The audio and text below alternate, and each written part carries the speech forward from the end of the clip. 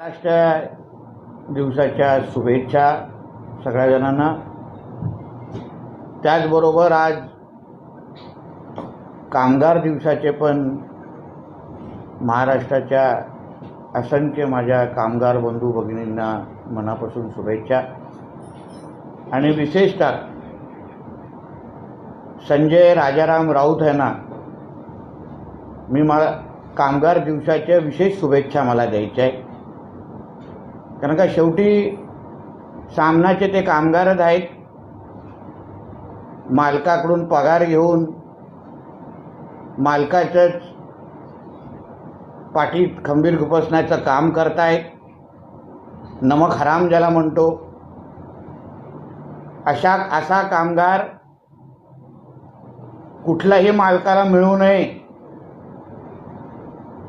अशी इच्छा मी कामगार दिवसाच्या निमित्ताने मी व्यक्त करेन. का असे नालायक आणि नमक हराम कामगार जे मालकाच्याच घरात आग लावत फिरत असतील, मालकाशीच गद्दारी करत फिरत असतील, तर आमचा महाराष्ट्र कधीही पुढे जाणार नाही. आज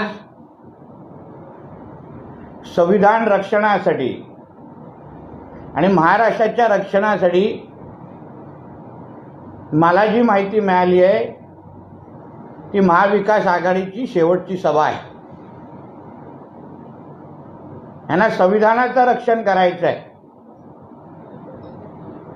सकाळी संजय राजाराम राऊत बोलत असताना बोलले की संविधान धोक्यात आहे. संविधान अगर आपल्या देशामध्ये खरंच धोक्यात असतं, स्वातंत्र्य नसतं, तो रोज 9 वाजता येऊन आमचा दिवस खराब करण्याचा जो कार्यक्रम तुझ्यासारखा कार्टा जो करतो ते होऊ शकलं असतं का? आजची वज्रमूठ सभा पोलिसांनी जे सगळ्या परवानग्या दिल्या आहेत, तू आणि तुझे महाविकास आघाडीचे नेते मंडळी जे पाहिजे ते गरळ ओकणार आहात ते ओकू शकले असता का?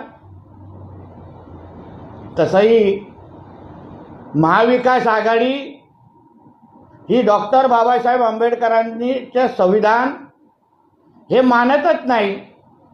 हे आम्हाला त्यांच्या 2.5 वर्षाच्या कारभारामध्ये आम्हाला चांगल्या पद्धतीने कळलेलं आहे. कारण का ते लोक संविधान मानत नाही, पण ते शरिया कायदा ते मानणाऱ्यापैकी आहे. जो पाकिस्तान आणि या जिहादी देशांमध्ये जो शरिया कायदा लागू आहे तोच कायदा हे लोक पाळतात. हे वारंवार 2.5 वर्षाच्या त्यांच्या कारकिर्दीमध्ये आम्हाला दिसलेलं आहे. संविधान अगर पाळत असते तर आमच्या राज्यामध्ये हिंदूंवर तेवढा मोठा अत्याचार झाला नसता. हिंदूंच्या देवी देवतांवर आणि सणांवर रोख लागले नसते. करोनाच्या नावाने हिंदूंवर अत्याचार झाले नसते. रजा अकॅडमी आणि पॉप्युलर फ्रंट ऑफ इंडिया सारख्या संघटनेचे लाड हे लोकांनी करत बसले नसते. मुंबईचे तेव्हाचे सीपी हे रजा अकॅडमी सारखा दहशतवादी संघटना जे संजय पांडे जो उद्धव ठाकरेचा जावई म्हणूनच त्यावेळी फिरायचा, फार लाड उद्धव ठाकरेचे त्याचे करायचे, तो त्या रजा अकॅडमी सारख्या दहशतवादी संघटनांबरोबर इफ्तार पार्टी साजरा करत बसला नसता. म्हणून आम्हाला माहिती आहे की तुम्ही संविधानाला मानतच नाही आहात. तुम्हाला शरियत कायदा पाहिजे आणि म्हणून तुम्हाला संविधानाच्या नावाने बोंब मारायचे. आता काल संध्याकाळी संजय राऊतांच्या ट्विटर अकाउंटवर प्रियंका गांधीजीने एक कर्नाटकमध्ये भाषण केलं, त्याची त्यांनी क्लिप टाकलेली आहे. आता ज्यांना आमच्या पंतप्रधान साहेबांचं भाषणच कळलं नाही, तेवढी राजकीय उंचीच नाही, बौद्धिक पात्रताच नाही, तेच अशा पद्धतीची भाषणं त्या भाषणाचं उत्तर देऊ शकतात आणि त्याला संजय राऊत सारखे कार्टे हे त्यांच्या ट्विटर अकाउंटवर टाकू शकतात. माननीय पंतप्रधान साहेबांनी जी यादी जाहीर केली, जे जे त्यांच्यावर टीका करतायत, जे जे त्यांना शिवाय घालतायत, ती काँग्रेस जनांची यादी होती, देशाच्या सामान्य लोकांची नव्हती. जे जे काँग्रेसवाले आहेत, जे जे त्यांचे विरोधक आहेत, जे त्यांना सातत्याने त्यांच्यावर टीका करतात, खालच्या पातळीची टीका करतात, त्या खरगे सारखे कोण साप म्हणणार, कोण मौत का सौदागर म्हणणार, त्या काँग्रेस जनांची त्यांनी यादी जाहीर केलेली होती. आणि त्याच्या इंटरप्रिटेशन प्रियंका गांधींनी काही वेगळाच केला आणि ते भाषण हा आपल्या ट्विटर अकाउंटवर टाकतोय संजय राजाराम राऊत. आता मी मुद्दामून तुम्हाला एक बाळासाहेबांचं, हिंदू हृदय सम्राट बाळासाहेब ठाकरेंचं एक जुनं भाषण मला संजय राऊत आणि त्याच्या उद्धव ठाकरेला मुद्दामून ऐकवायचं, जेणेकरून कळेल बाळासाहेबांचे विचार या काँग्रेसबद्दल काय होते.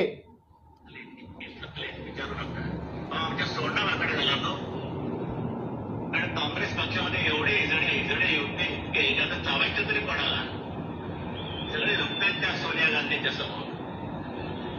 इजडे चावला जो पण या देशाचे राज्यकर्ते आहे, काँग्रेस पक्ष म्हणून, तो पण या देशाला चांगले दिवस येऊ शकणार नाही. आता बाळासाहेबांच्या भाषेमध्ये, ज्याला तुम्ही ठाकरी भाषा म्हणाल, काँग्रेसच्या समोर झुकणारे सगळे हिजडे बाळासाहेबांच्या भाषेमध्ये, मी बोलत नाही, बाळासाहेबांची भाषा. मग आज काँग्रेस समोर कोण झुकतंय? यांचे उद्धव ठाकरे, संजय राजाराम राऊत. मग आता उद्धव ठाकरेला ठाकरे सेना प्रमुख म्हणायचं का हिजड्यांचा प्रमुख म्हणायचं बाळासाहेबांच्या भाषेमध्ये? याचं उत्तर संजय राजाराम राऊतनी आम्हाला द्यावं. आज जे काय वज्रमूठ सभेच्या निमित्ताने BKCला जे काय बॅनर लागले, त्याच्यावर माननीय बाळासाहेबांचे आणि माननीय मासाहेबांचे फोटो लावले. तुम्हाला बाळासाहेबांचा किती अपमान करायचा आहे हे उद्धव ठाकरे आणि त्याच्या कुटुंबियांनी ठरवावं. अरे ज्या काँग्रेस जनांना बाळासाहेबांनी ह्या शब्दामध्ये उल्लेख केलेला, त्याच काँग्रेस बरोबर तुम्ही मांडीला मांडी लावून आज सभा घेताय आणि त्याच सभेमध्ये बाळासाहेबांचे मोठे मोठे फोटो लावताय. काल रात्री म्हणे उद्धव ठाकरे आणि त्यांचे सुपुत्र छोटे पेंग्विन आणि त्यांचे आजूबाजूचे टवाळके सगळे गेलेले मुंबईच्या हुतात्मा चौकाकडे. मी मुंबई महापालिका प्रशासनाला सांगेन की पहिलं ते हुतात्म्याचा जे का आमचा परिसर आहे चौकाचा, ते गौमूत्राने त्याला स्वच्छ करा. हे महाराष्ट्राचे गद्दार, ज्यांनी महाराष्ट्र 2.5 वर्ष त्यांच्या कारकिर्दीमध्ये अक्षरशः लुटला विकला, ते अगर तिथे जाऊन नतमस्तक होत असतील तर त्या हुतात्मा चौकाचं शुद्धीकरण केलंच पाहिजे, अशी माझी मागणी आहे. आजचा अग्रलेख मोठा आमच्या अमित शाह साहेबांवर लिहितात, बोलतात की अमित शाह मुंबईमध्ये आल्यानंतर मुंबईकरांना धडकी पडली पाहिजे, भीती वाटली पाहिजे. मुंबई महाराष्ट्रातून तोडण्याचे षडयंत्र आहे. तुला काय तुझ्या त्या आदित्याच्या मित्राच्या डिनोची ही पॅन्ट वाटली का? कधी पाहिजे ती पडेल.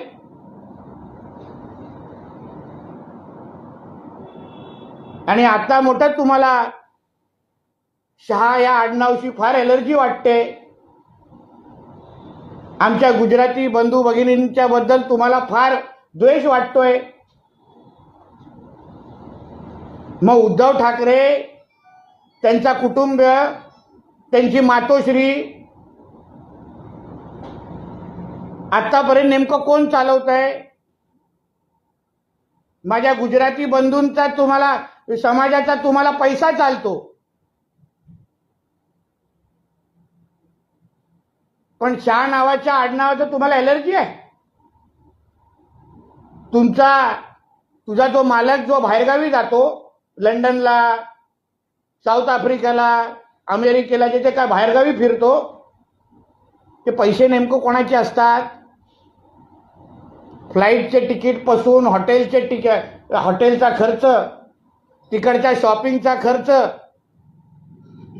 मी चॅलेंज देतो,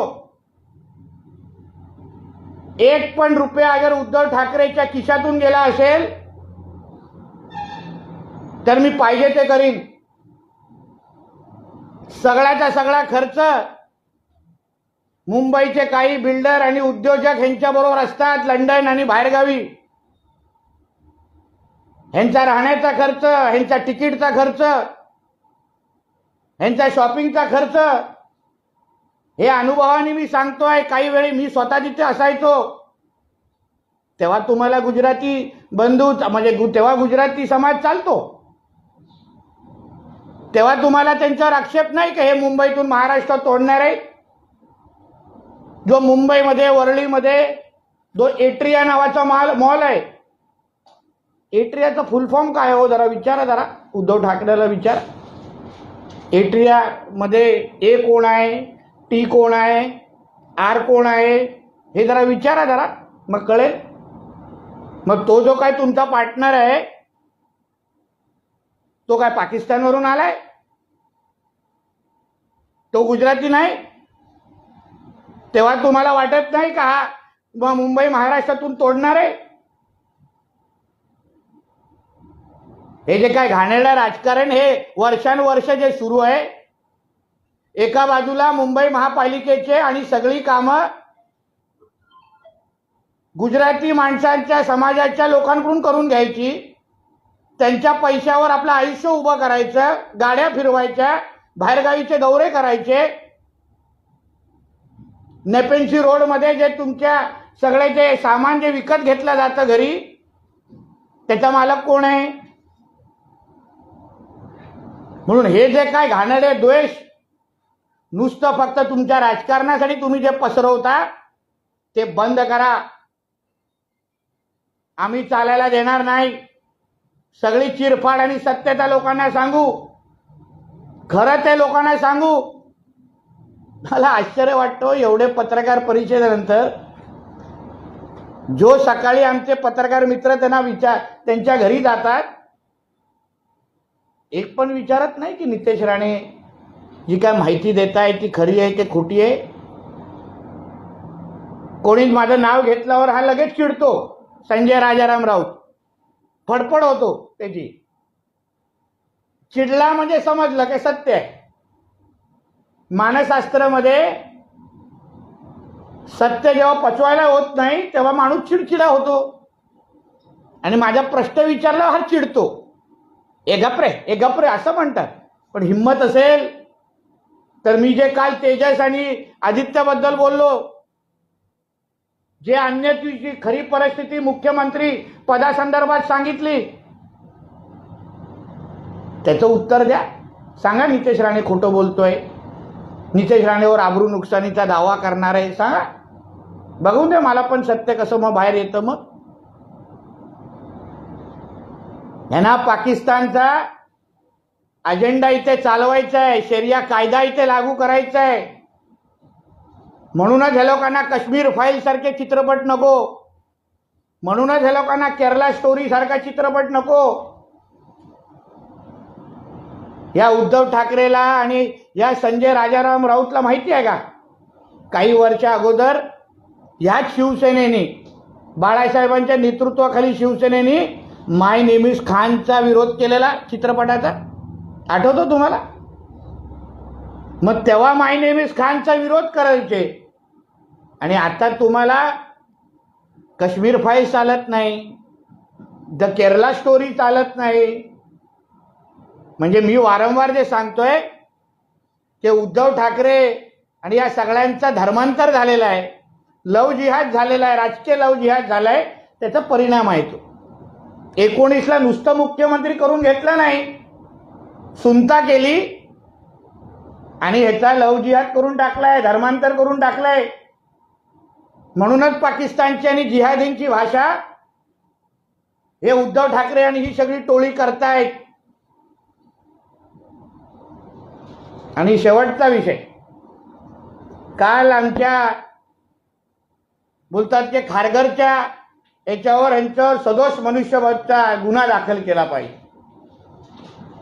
मग मला विचारायचं आहे, जे माननीय राजसाहेबांनी पण उल्लेख केला, करोनाच्या काळामध्ये जे काही सरकारच्या चुकींमुळे, तेव्हा मुख्यमंत्री उद्धव ठाकरे होते, सरकारच्या चुकीमुळे जे असंख्य महाराष्ट्राच्या लोकांचे जीव गेला, कोणाला हॉस्पिटल भेटलं नाही, कोणाला बेड भेटलं नाही, कोणाला औषधं भेटली नाहीत, कोणाला ऑक्सिजन टँक भेटले नाहीत. ऑक्सिजन टँकचा अशा लोकांना कॉन्ट्रॅक्ट दिलेला जो बिल्डर होता, रॉक्सवेल काहीतरी बिल्डरचं नाव होतं, ज्याचा ऑक्सिजनचे काही थान पत्ता नाही, त्यांनी कधी काम केलं नव्हतं. फक्त नाईट लाईफ गँगचा तो हिस्सेदार होता, ह्यांच्याबरोबर 7:30च्या नंतर त्या डिनोच्या घरी बसायचा, म्हणून त्याला कॉन्ट्रॅक्ट दिला गेला. मग ती जे काही बळी घेतली गेली, माझ्या माहिती अनुसार हे लोकांनी मुद्दामून करोनाचे आकडे वाढवायचे, मोठे करायचे, जेणेकरून जास्त पैसा खर्च करायला मिळेल. कारण का मुख्यमंत्री काळ आला आणि लगेच करोना लागला. आता पैसा आणि भ्रष्टाचार करायचा कसा, वसुली करायची कशी? म्हणून करोनाच्या नावाने हे लोकांनी जे घाणेरडे धंदे केले, कॉन्ट्रॅक्ट टेंडर न काढता यांनी जे काही पैसे कमवले, ज्याच्याबद्दल विस्तृत आमच्या आमदार अमित साटमजींनी त्याच्याबद्दल पुस्तक काढलं आहे, विधिमंडळामध्ये माहिती दिली आहे. मग त्यावर उद्धव ठाकरे आणि त्यांच्या ह्या सगळ्या लोकांवर कधी तो गुन्हा का दाखल केला नाही सदोष मनुष्यबळाचा? त्यांच्या चुकांमुळे हे लोक मेलेली होती करोनाच्या नावाने.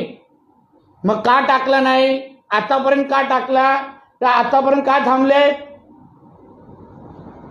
उद्धव ठाकरेचा कारभार अगर चांगला असता, नियोजन चांगलं असतं, तर हे लोक मेली नसती करोनाच्या काळात.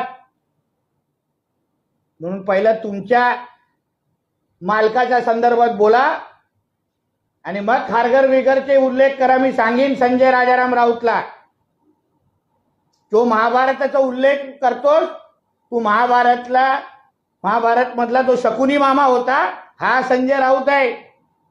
उद्धव ठाकरेंनी आणि त्याच्या कुटुंबियांनी ओळखावं. तुमचं घर तोडायला निघालेलं आहे. मी परत सांगतोय. काल पण माझ्या एका सामनाच्या ऑफिसमध्ये काम करणाऱ्या एका पत्रकारांनी फोन केला, मी नाव सांगणार नाही मुद्दामून. त्यांनी सांगितलं की नितेशजी, तुम्ही जे बोलताय त्यावर तो आतमधून खुश झालेला आहे.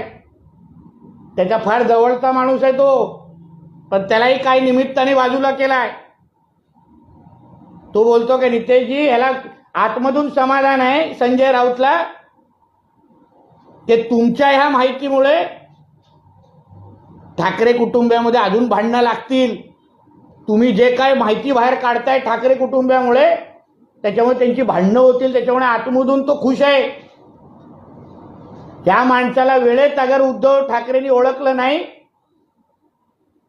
तर उद्या तुमच्याही घरामध्ये अगर भांडणं सुरू झाली, तर त्याचा जबाबदार हा संजय राऊतच असेल, एवढं मी ठणकावून उद्धवजींना आत्ताच सांगतो. मग उद्या माझ्या पत्रकार परिषदेत तुम्हाला आठवणी देतील.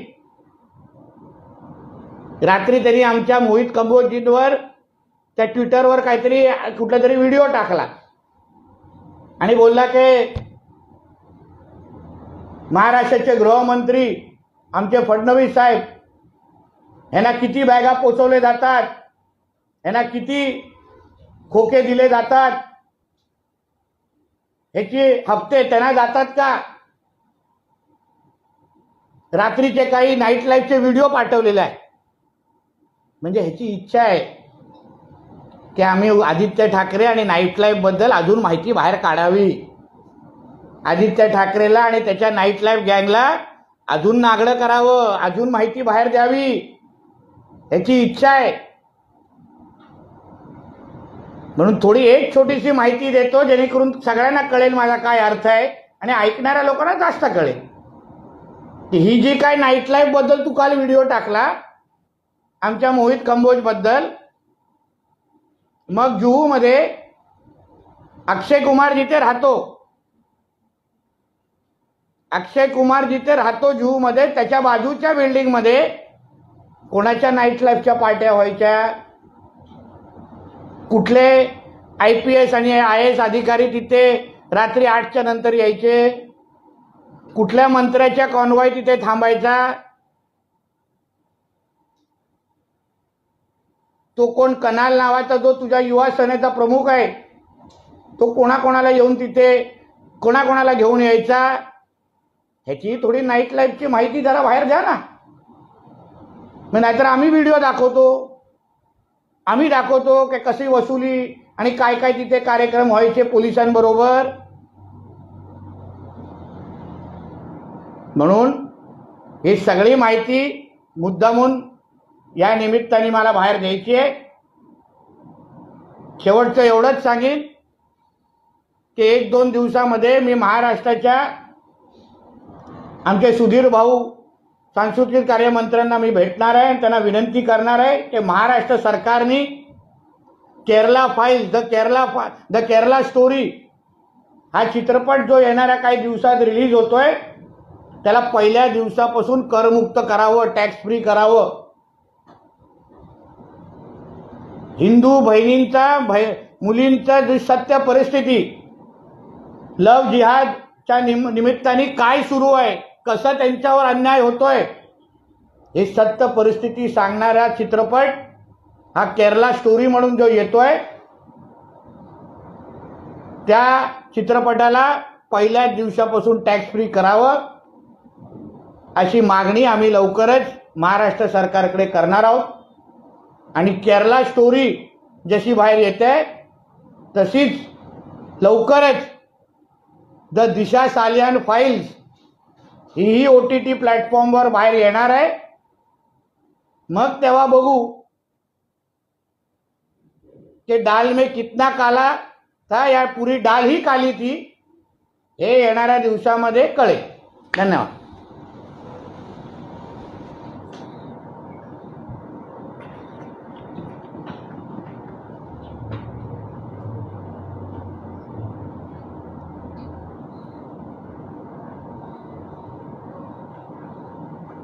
खोक्यांचा काही आरोप त्यांनी काल केलेला मुद्दा म्हणून त्या ट्विटमध्ये.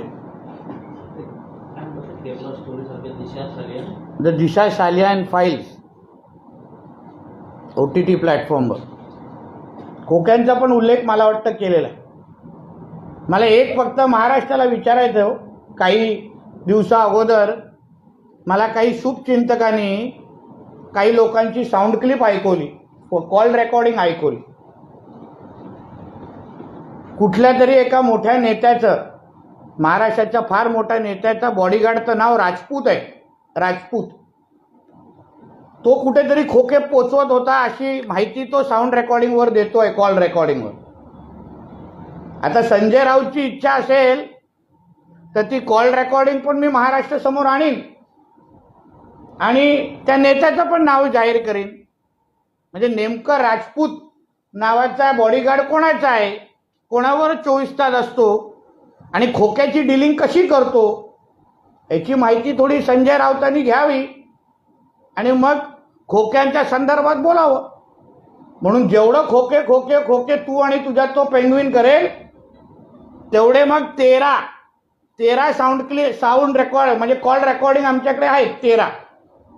सगळे हळूहळू टप्प्याटप्प्याने बाहेर काढू. सरळ सोपं आहे. धन्यवाद. कुठल्या साऊंड रेकॉर्डिंग कुठल्या sound- खोक्या संदर्भात मोठ्या खोक्याची आरोप करतो ना, खोके सरकार खोके सरकार, तर दाखवतो खोक्यामध्ये काय आहे नेमकं.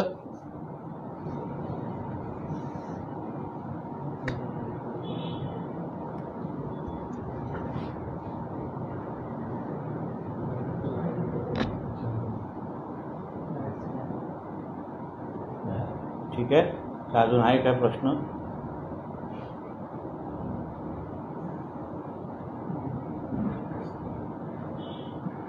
तुमच्या मुंबईच्या काही वार्ताहर मित्रांना विचारलं पाहिजे काय, हा जो काही इथून सकाळी आमच्या इथे सिंधुदुर्गातून बडबडतो त्याच्यामध्ये लेख तरी प्रश्न विचारा तिथे.